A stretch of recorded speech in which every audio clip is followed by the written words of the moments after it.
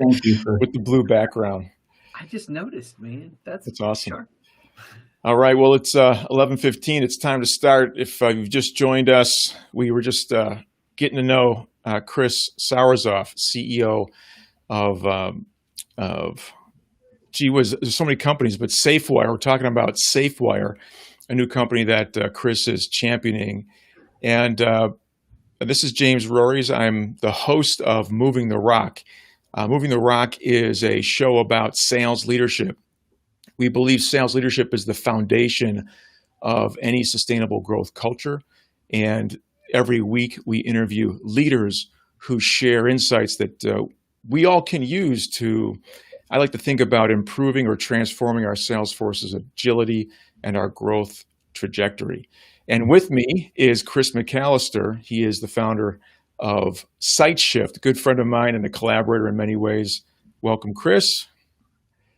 Glad to be here. We're gonna keep it straight. I'm not gonna refer to Chris by his first name. It's just gonna be, when either of us say Chris, it'll be Chris Sauerzoff. And welcome, Chris Sauerzoff. Thanks for joining us. Thanks, guys. Appreciate you having me. So today we're going to be talking with Chris about all of his experiences, because he's a really interesting guy, and we could fill 3 or 4 shows. Chris is a co-founder of a company called World Class Title here in Columbus, but he's also the founder of a real cool technology company. I like to think of them as a SaaS-based technology in a really interesting space called SafeWire. Chris, before we get into any of that detail, I'd love to start shows off at the beginning and give our listeners a chance to get to know you and maybe some of the perspective that you bring to the table. Can you tell us about what it was like for you growing up? Where'd you grow up? What was that experience like? Where was it? What'd your parents do? That kind of thing. Yeah, so I'm from Eastern Pennsylvania, blue collar community. My family, especially the men, all worked in the cement company. Growing up, they came from Austria, and they all got jobs in the cement plant. And my dad did that for a while, and I did it in the summers, just long enough to learn that I didn't want to do that. My mom was I'm sure James will catch this on the recap. Yeah. And then my mom was, again, blue collar. She worked in offices most of her life. What was interesting was when I was a kid, I was probably about 11, and my dad lost his job at the cement plant. He was there for 25 years, and the company filed bankruptcy. And so all of those guys who work there in that community, some of them worked there from the time they were 18 until they were in their early 60s. They lost everything. They lost all their pensions. They lost everything they had worked for. And I think that impacted me as a kid, and realizing that I was not going to be held down or bound by a company that could have that kind of power over my future. And I didn't recognize it, obviously, at the time, but I think that imprinted me pretty early, to where I recognized from the time I was 24, I've either been self-employed or self-unemployed, that I was gonna figure out a way to figure it out. That's awesome. What was your first risk when you were like, all right, I'm going to be my own boss and do my own thing? Well, I tell you, I coming from Eastern Pennsylvania, I landed in Columbus in '97 and didn't know anyone here. I got an art scholarship to CCAD, and I mean, at 17, like, who makes a decision like that? Like, I don't think I could make that decision today. So I think that was the first thing. And looking back, I don't really know why I made that decision, but I was very clear that this is where I was supposed to be. So that was probably the first thing. And then at 24, I started a company with 2 guys, and that's really where I got introduced to real estate. At 24, what do you have to lose? And I think that's one of the things happening right now with everything, where a lot of, especially folks who are just graduating college and are trying to get out into the workforce, there's no better time to start a business than right now. Yeah. And I'm, resonating with that so strongly. Why would you say it's such a great time? Well, again, depends who you are, and every situation is different. But for young people, especially, I think entry level opportunities are fairly limited, and a lot of the folks that are out of work right now are at that entry level type of phase. So the competition is Mhm. intense, and so the reality is we're gonna whatever we decide to do for work, we're gonna do for the rest of our lives. For a significant part of the rest of our life. So why not build something for ourselves versus building something for someone else? And that's just always been my default position. And so if for younger people right now, if you can figure out a way to make something work and sell something, whether it's a product or a service or whatever, then as the economy begins to reshift and take hold again, then the upside is just, we saw that in 2008. 2009 was a great time to start a company, because if you could figure out a way to survive through that, the next 10 years were just all upside. Beautiful. Yeah, that's inspiring, man. Even for me personally, just to continue on the path with the risks, with the experiments, with the ups and downs. If you were to boil some of that down to like an essential truth you've learned about yourself, really, as you think about it in the terms of leadership, because I know there's no doubt many, you could fill a book, I'm sure. What would come to mind?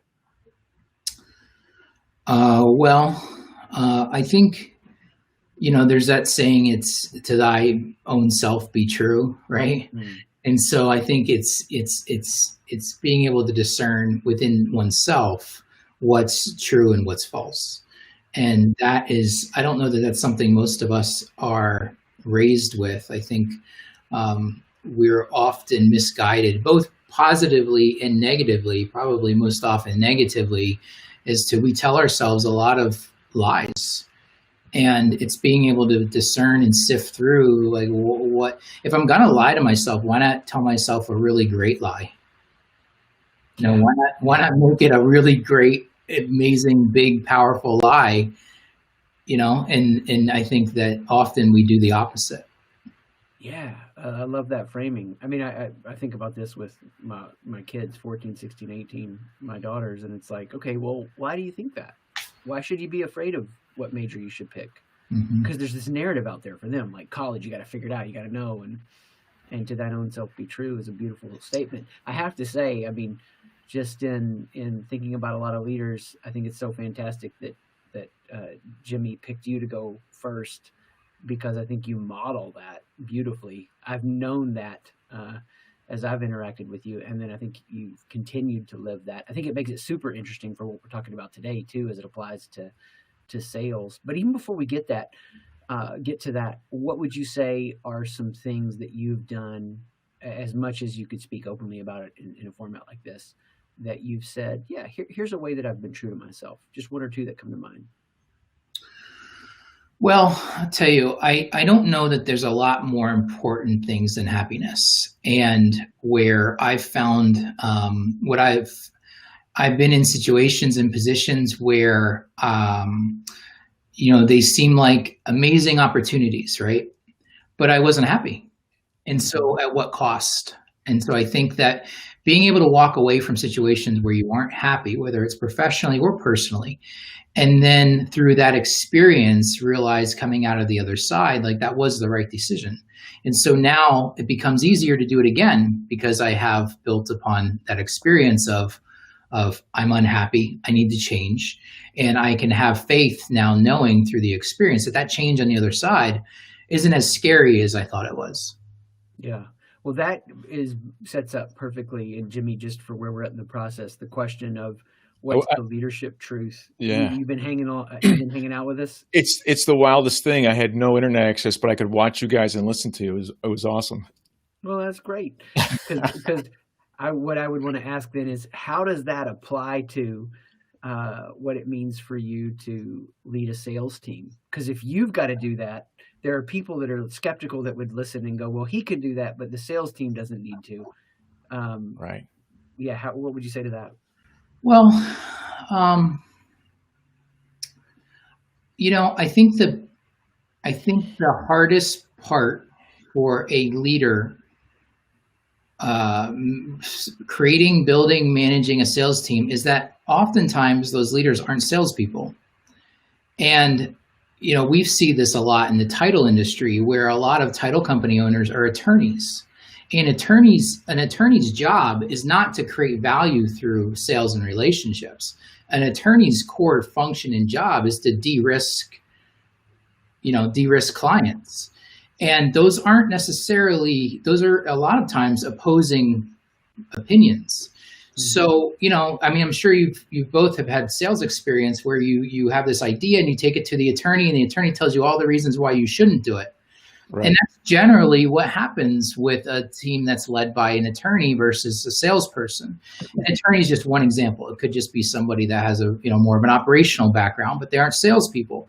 And so I think the hardest thing, and so with World Class, I'm one of the co-owners here. Kelly founded the company back in 2004, and during the recession in 2008, I had gotten to a place where I had lost everything, and I was really just trying to figure out a way to survive. And I survived by getting a notary license and driving around, and Kelly was gracious enough to allow me to start doing closings around the state of Ohio. And so I would just drive all over the place. And it was really good. It was a really good experience for me. And what it allowed me to do is really two important things. It allowed me to understand the core product of what it is I'm trying to sell and understand. And secondly, it allowed me to sit across the kitchen table from folks that were getting loans or were signing on mortgages, or I could see and feel their fears and their questions. And I got really good at it. I began to build pride in getting good at something and honing a craft and a skill. And then that led me into sales. I began doing title sales, and I got good at it, and I began building a team. And from building a team, I was able to become an owner in the company, and so on and on and on. But it really came down to me of a core understanding of what it is we do and how does it affect the consumer, and then building off of that. Gotcha. Yeah, I love when I think of leadership, I think of the role that we have to play in building that team and guiding that team. And there's a humanistic component to being a leader. It's not just a title. It's not just a position or a station. And so when I hear you talk, Chris, I hear two humanistic components. One is the connection you created with the consumer, with the customer, with the person who is buying from you. And then also I have to assume that just the way that you've been talking throughout this program so far, that you feel really deeply about the connection you create with internal members of your team from a human perspective. Can you talk about the importance of that connection to a leader, especially someone who's leading a sales team? Yeah, for sure. So my core belief is that you hire people who are likable and are trainable. And because you can't teach those two things. I can't teach someone to be likable, and I can't teach someone to be teachable. But I can teach you just about everything else. And so if you're smart, likable and smart, you can't teach somebody to be smart, right? And so beyond that, it's how then do I support folks? So if someone fails that I've hired or we've hired, often it isn't their fault, it's mine. I have to take ownership of why that failure happened. And it happened because I either put them in the wrong chair to a position that they just weren't capable of doing, getting to a place of acceptance and understanding that people are only capable of what they're capable of. And so I can wish and rant and rave all I want, but if somebody's not capable of doing something, they're not capable of doing something. So I put them in the wrong position, or I haven't given them the support they need in order to be successful. And whether that support is financial support or it could even be support around them taking care of themselves emotionally or mentally, physically, whatever their needs are. It really comes down to everyone has a core need and has core needs. And if we don't take care of each other's core needs, then I can't ask them to feel safe or get above and beyond where they feel comfortable and safe that they can go out and feel good about what it is they're doing. And if they don't feel good about what it is they're doing and they're not passionate about it and they don't love it and they're not excited about it, then, what are we doing here? Right. So that's a great introduction and segue into SafeWire. an organization that is new, and it's an organization for which you are building a brand new sales team. Can you tell us a little bit about what you're doing there? Sure. And I think like you, I believe that sales is the lifeblood of a company.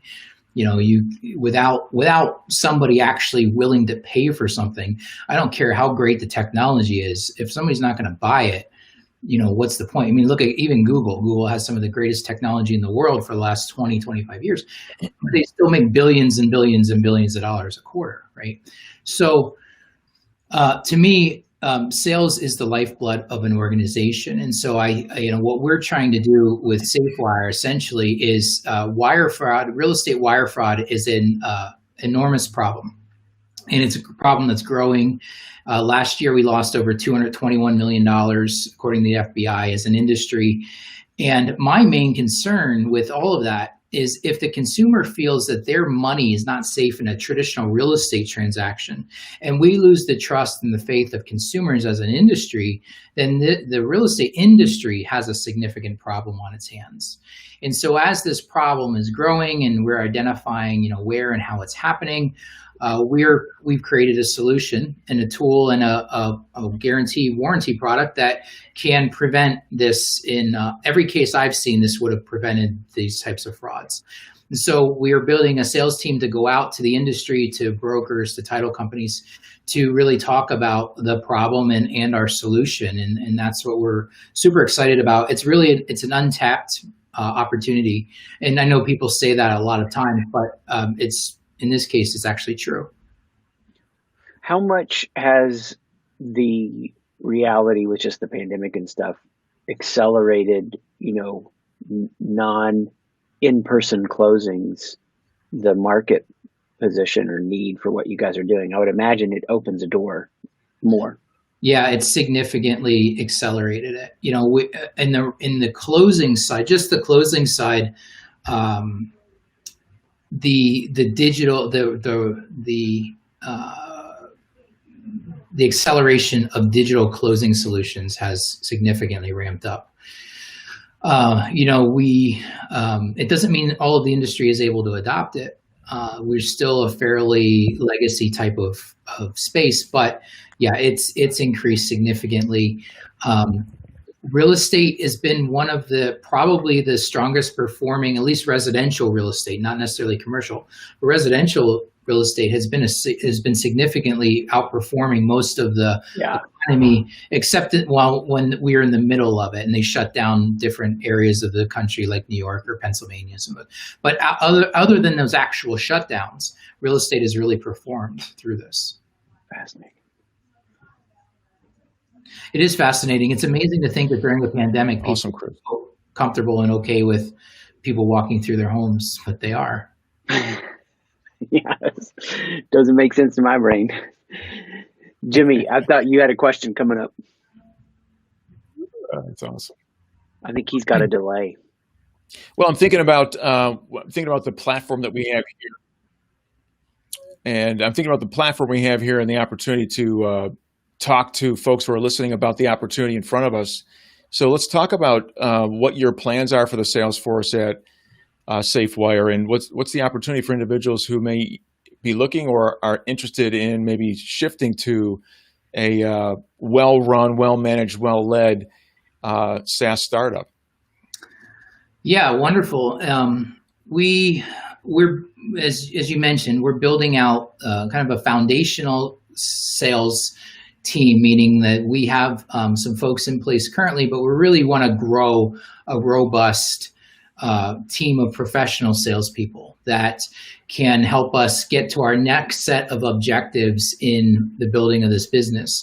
It's like I kind of equate it and talk to the team. It's like unlocking levels of a video game, right? So we had these initial objectives we needed to get to and criteria that we held ourselves to, and we hit those. We hit those 3 months earlier than what we had planned. And so now it's going to in the next 12 months, a different set of criteria and objectives we need to get to. And those are the high percentage of that is our sales and revenue goals. So sales and revenue is going to drive the growth and opportunity within this business. And like I said, I think that the amount of upside and opportunity, especially to get in at a ground level of something like this, I'm super excited about. One of the things haven't talked about was my partner in SafeWire is Pete Kite. Pete is the gentleman who built and sold CheckFree for $4.4 billion back in 2007. And so one of the great things about Pete is he's been down this road before. He knows how to build a multi-billion-dollar company. He knows how to take a company through an IPO. He knows how to take a company through a global acquisition of multiple billions of dollars. And so that brings a ton of value to me. That brought a ton of value is having somebody that's been down that path before. And that's incredibly rare, especially being here in Central Ohio. Yeah, incredible. Well, you mentioned that you've hit your goals ahead of schedule. We've done a lot. You and I have known each other in the context of many other venture-backed environments and startup environments with Rev1 here in town and in other places. And when a entrepreneur has early success, oftentimes that turns into maybe expectations and goals that aren't realistic. How do you make sure that you're keeping that emotion in check, but also setting goals that are achievable for the organization? Well, it's setting the right expectations. It's two things. It's setting the right expectations, and then it's aligning everyone's efforts towards those goals. And oftentimes we get misalignments within organizations, and I think that's typically a fairly significant red flag as to what are the power centers fighting against each other to just slows everything down. So in addition to supporting our people, my other responsibility is keeping everyone aligned in what we're doing. And it doesn't mean that the technology team needs to understand on a day-to-day level exactly what's happening within the sales pipeline. What it means is they need to have a general understanding of where we're all going as a company. And they need to understand what success looks like as a company. And so I think, making sure that everyone is aligned and making sure that everyone is set up to be successful and setting proper expectations. I think that's a big one. I like to over budget and then underperform on budget, meaning coming in under what we say we're going to spend, and then doing the opposite with revenue. And so I take the first set of numbers I think where we can get, and then I back them all down to try to be reasonable. And I probably at some point have to back them down again. It is a moving target, but we start to get a better sense of where we're going to land on things, and how do we outperform then those numbers. Yeah, it's fascinating because in a startup space, you're doing things that not only you have never done before, but no one's ever done before in many regards, because no one's ever had a business like this at this time in this city, and I think a lot of folks forget about that. So it would seem to me that in order to maintain that alignment, you'd probably need folks that come to the table to join the team that have more than simply a core set of sales skills, or, as you said earlier, this idea of being likable and trainable. What does it take to be successful in a sales environment for a venture-backed startup? Well, it's a great question. I think sales in a venture-backed startup is not the same as sales in a traditional type of business environment. Meaning, if someone is coming from an environment where where everything has already been built, everything's already formalized, all of the sales processes are set up, everything is already ready to go, and they've been tested, and so they know what works, they know what doesn't work, and they can give you a script, and they can say this is how we do things here. Which, that's great. It's kind of like a plug and play, right? And some people are built for plug and play. With a startup based model, you just have to be a little more flexible. You have to be able to try things. You have to be able to fail quickly and keep moving. And, I don't get hung up on if we tried something and it didn't work. All right, we can try the next thing and see if that works. And so we have to move quicker. We have to be more versatile. We have to be able to think differently. And I'm okay what I tell my salespeople here at World Class over the years is that if someone tries something and we both agree that it's worth trying, we haven't done that before, or it's worth the opportunity, and it fails, then I'll give people all the leeway in the world to take that chance all day long. It's when someone tries to do things on their own, where we've already been down that road, we know it doesn't work, we know it's not going to work, and still does it and fails. Those are the, so being able to get aligned in trying things and taking chances and taking risks that we all believe are worth the risk, then I love that stuff. Like I think that's really how we differentiate. And Chris McAllister, you do a lot of work with teams. I'm sorry, I know you were going to say something. Let me just get this out, and you can answer any question you want. But when Chris Sarozoff was talking about the dynamic on his organization, I was thinking about you and the things you talked about with regard to teams and developing teams and that collaboration. I'm sure you've got some thoughts about that.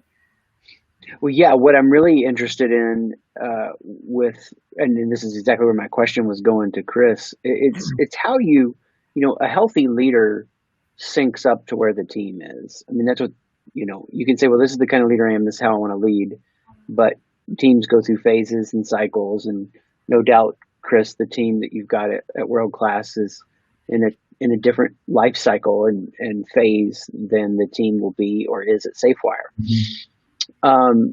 And so my curiosity goes really to two places. The first one is, how do you, to go back to the earlier part of our interview, to thine own self be true, how do you stay true to who you are and where you are, while also giving the team the leadership they need as a sales staff or organization? And I got a follow-up question to that. I don't know. I don't know that there's any real difference. I think, changing, like, that's the whole point of being true to yourself is it's the same regardless of what that's what for me makes it so easy to go back and forth. It's because I'm not different between either operation. Like, you're right, the needs of both companies are different and the goals of both companies are different, but I'm not different. They're both going to get me the same exact way I am. And I think that's the reason why I'm just built to be able to go and manage a lot of different things at one given time. Not everybody's built that way. And it's just something that and I don't, say that egotistically. I just say that I can absorb a lot of stuff and know how to discern where that stuff needs to go and who needs to be responsible for it and what it needs to look like and how is it going to affect the customer. And ultimately, like, all of this gets funneled down into how is it going to affect the customer. And, I think it was Steve Jobs I saw somewhere a long time ago where he said his core role as the CEO of Apple was to be an editor. He was just an editor. He was an editor of all the information that was coming out of Apple and being able to discern and distill it down into what needs to go out to the consumer. And that's real. Yeah. You went through that phase of the shoveling phase of driving all around and doing the notaries, and then you got to see that upfront experience on the ground, and it shaped you, and you can hear that now. I think what we were talking about earlier too, about your ability to understand, you want to build a business or businesses that make your life better, when so many build businesses that chain them to a life that they hate. How would you encourage people that are listening to this, that are leading sales staff or teams, for those that would say, I can't go away, I can't step away, because I step away and they lose their focus, when I think you've modeled in such an effective, healthy way the ability to step away and to see them continue to perform? When you say it that way, where someone doesn't feel they can do this or that, that's all ego. Yeah. It's all ego.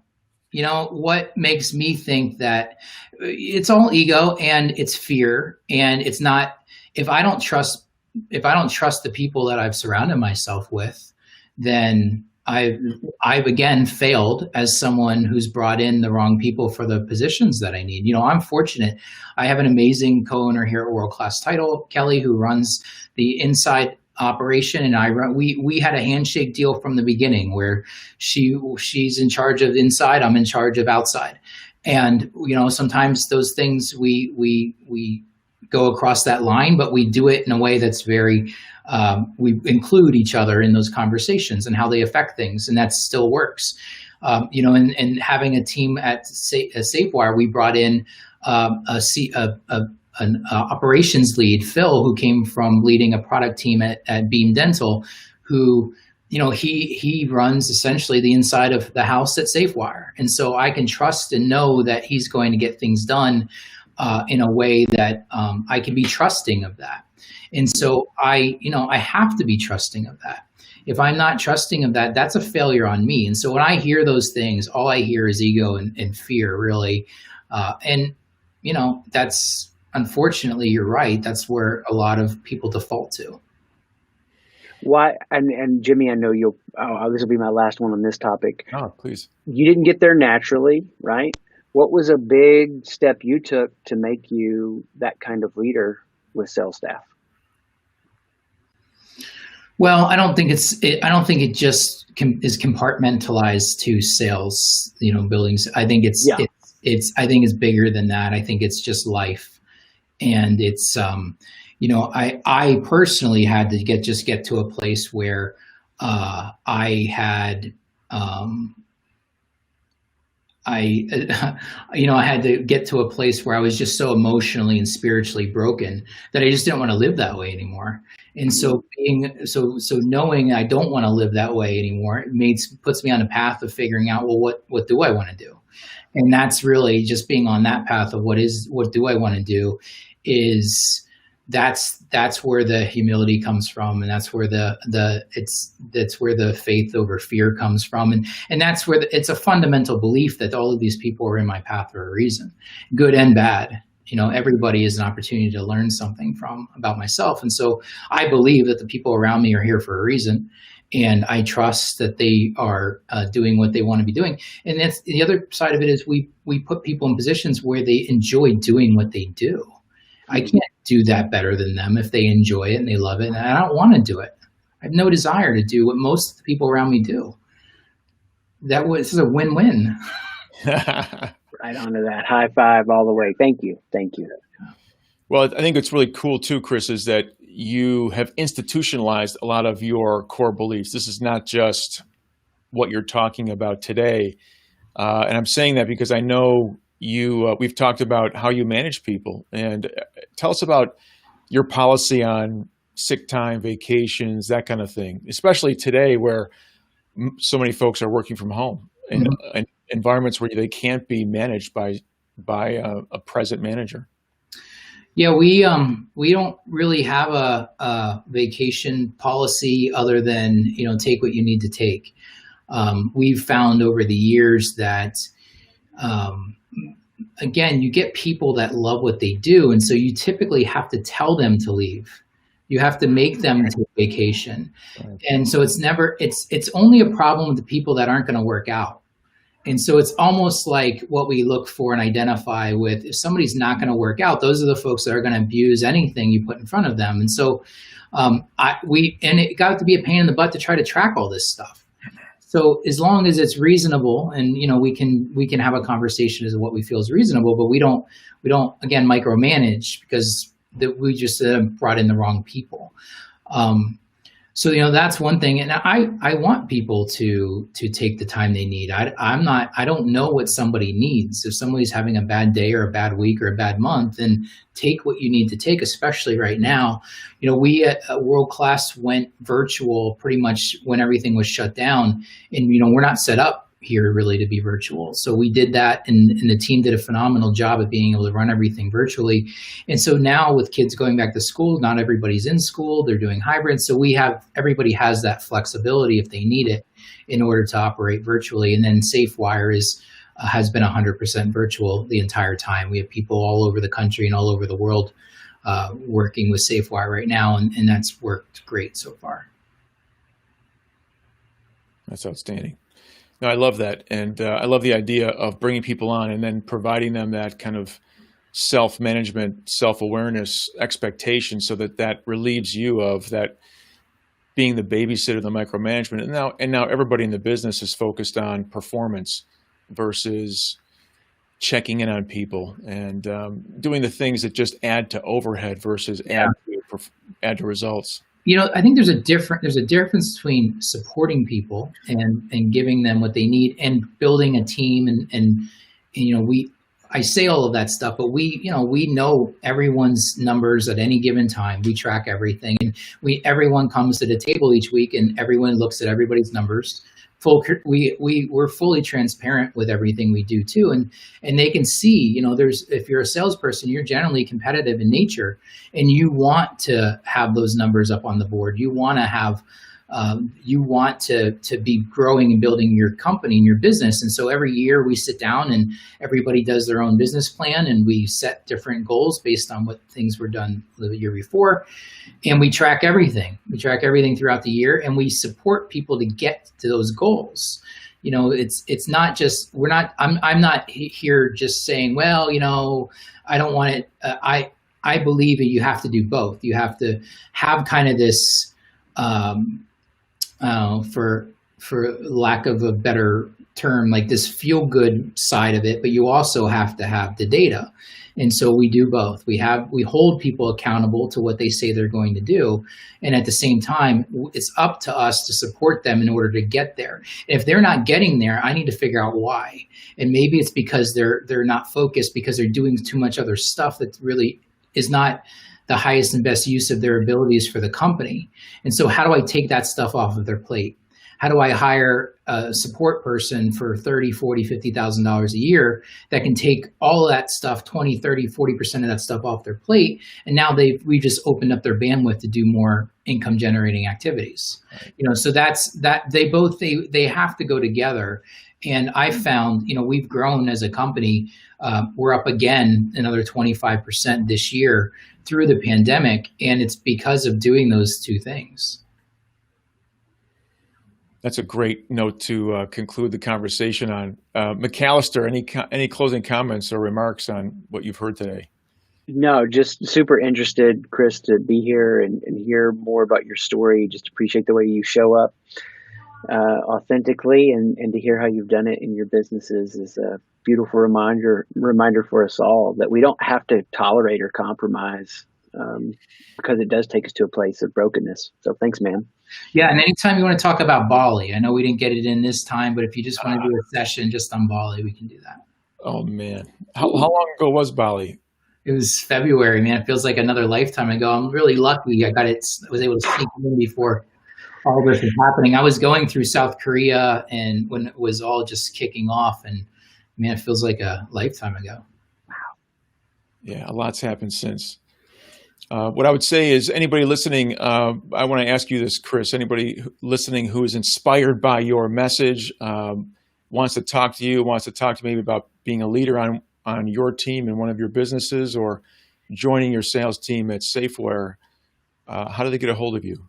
It's Chris@safewire.com or Chris@worldclasstitle.com. Super easy.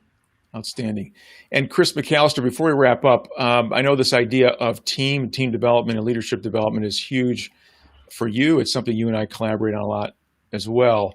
It struck me that what we talked a lot about today was this idea of finding the right fit for role inside an organization. And if you're okay with it, what I'd like to do is talk about real quickly the Growth Multiplier Index. That's what I knew it.